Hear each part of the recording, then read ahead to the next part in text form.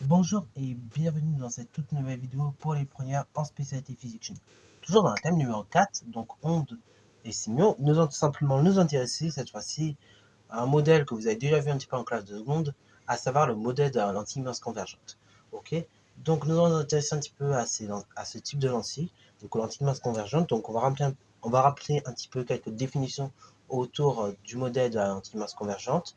Ensuite, on va voir comment on peut déterminer graphiquement donc l'image d'un objet, ok, donc l'image d'un objet, donc que ce soit une image réelle ou une image virtuelle, donc déterminée par une construction, et après par calcul, donc on va voir les différentes formules qui permettent également d'accéder donc tout simplement à la valeur de l'image de l'objet, ok.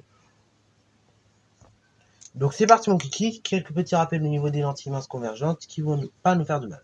Donc une lentille mince convergente, donc tout simplement elle va posséder un centre qu'on va appeler centre optique, et donc qui aura pour nom O, et un axe optique, comme vous pouvez le voir d'ailleurs juste en dessous, donc c'est la droite qui est perpendiculaire à la lentille, ok, et qui passe par O, et dont le sens de propagation et dont tout simplement le sens est orienté dans le sens de propagation de la lumière.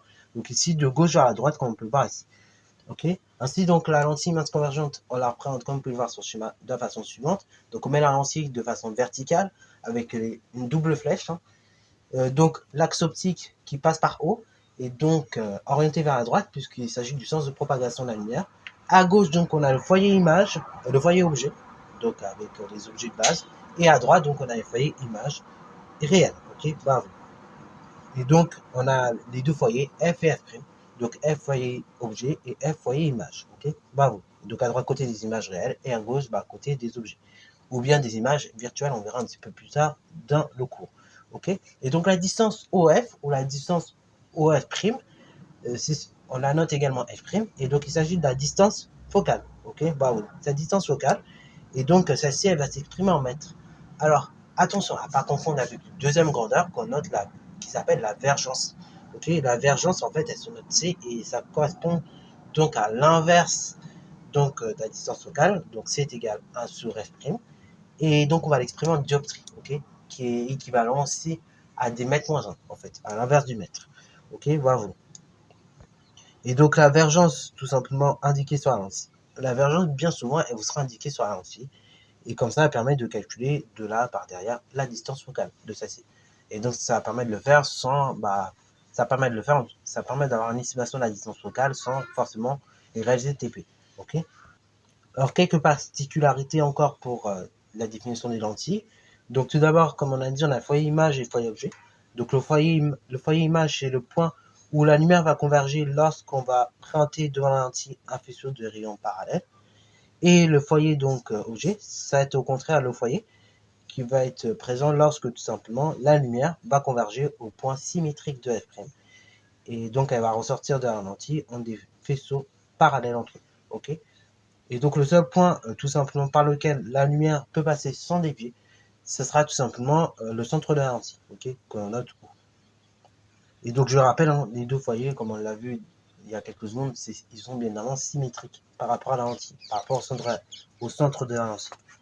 Alors maintenant qu'on a un petit peu vu quelques petits éléments pour définir la lentille, on va donc voir comment on peut retrouver l'image d'un objet par une lentille convergente à partir d'un schéma. Ok, donc à partir d'un schéma, donc on va voir deux cas. On va voir le cas des images réelles et le cas des images virtuelles. Alors, du coup, c'est parti mon kiki. Là, je vous emmène directement avec moi pour bien comprendre justement la suite du cours avec une construction d'images pareil, lentille mince convergente. Je vous propose directement, pareil, de construire en même temps que je vous explique les choses. Comme ça vous permettra d'avoir un peu de mouvement dans la vidéo et de comprendre vraiment comment ça marche. Donc, première étape, quand on va construire une image, donc par une lentille mince convergente, qu'elle soit virtuelle ou réelle d'ailleurs, on va donc placer ces deux éléments-là que je viens de tracer, c'est-à-dire tout d'abord la lentille ainsi que l'axe optique donc représenté par la droite delta et la lentille donc représentée par la double flèche. Ensuite donc je place les foyers F et F' ainsi que tout simplement le centre optique de la lentille O. Ici donc comme on est dans le cadre d'une image réelle, notre objet AB il va être situé avant F, donc à gauche de F. Donc je vais placer justement cet objet à gauche de F, donc l'objet AB, comme vous pouvez le voir juste ici. Après, donc, via la construction. Et donc, on va commencer la construction par le tracé du premier rayon, donc en bleu, comme on peut voir, qui est d'abord parallèle à l'axe optique de la lentille. Donc, il part de B, il est parallèle à l'axe optique. Ensuite, il arrive au niveau de la lentille, il est réfracté, il est dévié, et donc il passe par F', ok, ce rayon-là. Je n'oublie pas, pareil, alors du coup il est en vert, malheureusement il n'est pas en bleu, donc je n'oublie pas, pareil, d'indiquer le sens de propagation de la lumière. Ensuite, deuxième étape, consiste à tracer tout simplement le rayon qui passe par B et qui passe également par le centre de la lentille. Celui-ci n'étant pas dévié, donc on le trace tout droit, et ce coup-ci là par contre j'ai tracé en bleu. Donc là, on n'oublie pas, pareil, d'indiquer le sens de propagation de la lumière. Pareil également, vous pouvez voir par moment, effectivement, on arrive à le faire du premier coup, mais le but, c'est qu'on arrive à ce que les deux rayons s'interceptent en un point. Donc, pareil, n'oubliez pas de prolonger, si besoin, les rayons, ok, afin de pouvoir les faire intercepter. Alors, ici, j'en ai tracé deux, donc c'est ce qu'on fera dans la pratique, mais pour vérifier que la construction est bien bonne, on peut en tracer un troisième. Donc, le troisième rayon qu'on va tracer, regardez comment il va être. En fait, il va être parallèle à l'axe optique, ok, voilà, mais cette fois-ci en partant de l'intersection des deux points. Il va être parallèle à l'axe optique, il va arriver au niveau de la lentille et arriver au niveau de la lentille. Donc il va être réfracté, il va dévier tout simplement en passant par F et donc il arrivera au point B. Pareil, comme pour les autres rayons que j'ai tracés précédemment, j'indique le sens de propagation tout simplement de la lumière. Et donc une fois que c'est fait, donc je me place au niveau de l'intersection qui définit le point B'. Je projette orthogonalement sur l'axe de la lentille et donc j'ai comme ça l'image de notre objet par la lentille. Alors du coup, chose qui est très caractéristique pour l'image réelle, donc dans le cas des lentilles minces convergentes, c'est que tout simplement, en fait, cette image, elle est réelle, ok, parce que l'objet est avant le point F, et donc comme l'image est réelle, elle sera toujours renversée, ok, elle sera donc retournée, et elle peut être soit plus grande ou soit plus petite que l'objet de base. Alors, maintenant, je vous propose de faire de même dans le cas d'une image virtuelle, ok, de faire la construction ensemble. Donc, première étape, hein, donc une image virtuelle, hein, on la définit de la façon suivante. C'est tout simplement, on a un objet AB qui est situé après F ce coup-ci, donc à droite de F. Et donc, pour construire son image, vous allez voir que tout simplement, dans un premier temps, je ne me casse pas la tête, je trace le rayon qui part de A et qui passe par le centre optique de la lentille. Donc, il n'est pas dévié, celui-ci. Et après, je vais le prolonger vers le haut en pointillé, comme on peut le voir ici en bleu ciel. Ensuite, dans un second temps, donc une fois que j'ai tracé ce premier rayon, je vais donc tracer ici en bleu plus foncé, ok, le rayon qui part de F, qui traverse le sommet donc de l'objet, donc le point A, et qui arrive au niveau de la lentille. Une fois qu'il arrive au niveau de la lentille, et bah tout simplement, ce rayon va devenir parallèle à l'axe optique, ok, je le prends parallèle à l'axe optique. Je n'oublie pas, pareil, d'indiquer toujours le sens de propagation de mes rayons. Ok, voilà, on a une optique, donc il ne faut surtout pas l'oublier. Et donc ce rayon-là, une fois que j'ai fait parallèle à l'axe optique, je le prolonge vers la gauche, comme vous pouvez voir, jusqu'à intercepter le prolongement donc du rayon bleu, enfin que j'avais fait donc en bleu ciel tout à l'heure. Ok, voilà. Ensuite, le troisième rayon que je vais faire, donc je vais le faire en vert. Il s'agit du rayon qui part de A et qui arrive tout simplement au niveau de la lentille. Ok. Une fois qu'elle arrive au niveau de la lentille, ce rayon est tout simplement dévié et il passe par F'. Et donc, je vais prolonger cette fois-ci là. Une fois que j'ai fait cela, donc je prolonge la construction vers le haut et afin d'arriver à l'intersection. Ok, intersection. Donc là, pareil, j'indique le sens de propagation de mes rayons. Dernière étape. Donc là, ici, vous voyez, on a tracé 3 rayons. Dans la pratique, on pourra en tracer que 2 si on veut. Et donc, dernière étape consiste à partir du sommet de l'objet et donc à le projeter orthogonalement à l'axe de la lentille. Ok. Ici, donc, on a notre objet AB ainsi construit. Ok, l'image d'objet AB ainsi construit. Et donc, ce que vous pouvez constater, c'est qu'elle est droite et plus grande que l'objet. Donc, ce sera ainsi tout le temps comme ça pour les images virtuelles.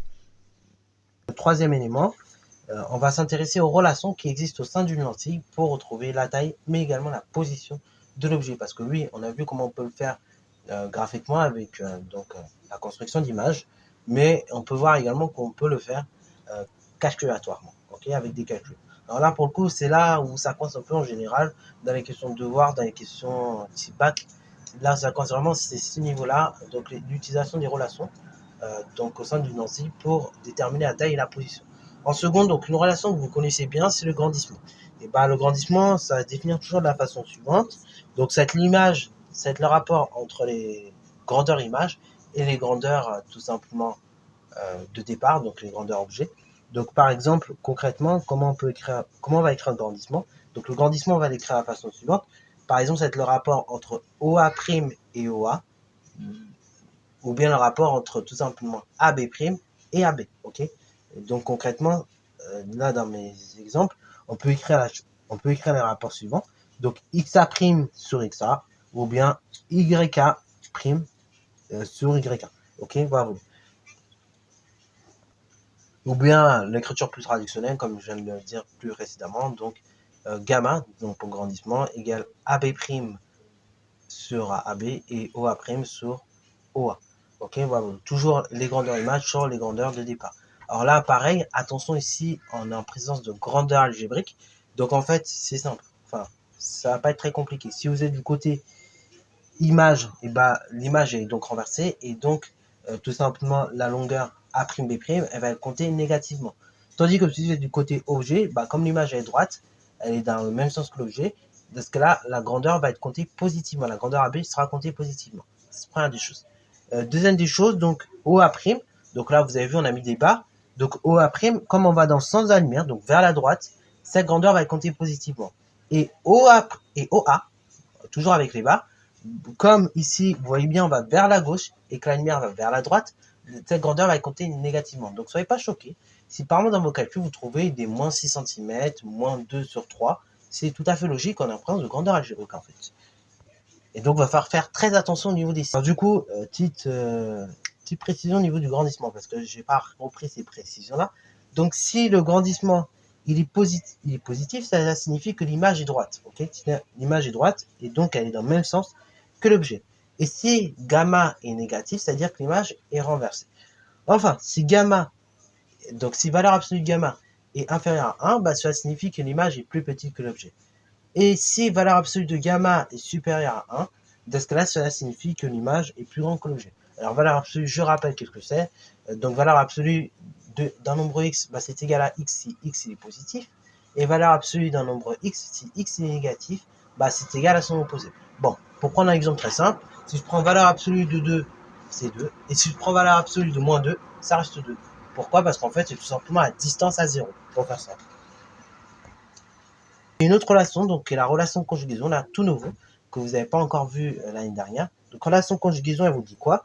Elle vous dit que lorsqu'elle a 1 sur OA', moins 1 sur OA est égal à 1 sur F. Donc, sur F'. Donc, à l'aide de cette relation, on peut retrouver, par exemple, la distance locale, mais on peut retrouver OA et on peut retrouver tout simplement OA'. Ok? Voilà, donc sur ce, c'est la fin de cette vidéo. Donc là, il y avait beaucoup plus de choses à dire, on va dire. Donc, j'espère qu'elle vous a plu. Encore une fois, il y aura des exos pour bien vérifier que vous avez compris tous ces éléments-là. Parce qu'on est quand même sur un gros chapitre encore. Même si c'est l'avant-dernier chapitre de l'année en spécialité. Bien que je vais quand même refaire certaines... Il y aura certains chapitres qui seront ajoutés au cours du temps. Comme comme les fluides ou les forces. Ou encore même les synthèses en chimie. Mais voilà, on va quand même sur le dernier chapitre de l'année. Donc, c'est un chapitre qui n'est pas forcément évident au départ, mais avec de l'entraînement et des exos, normalement, vous verrez que ça va passer tranquille. Sur ce, c'est la fin de cette vidéo. Comme d'habitude, si tu as aimé, n'hésite pas à la liker, commenter et bonne chance à toi en mathématiques et en sciences.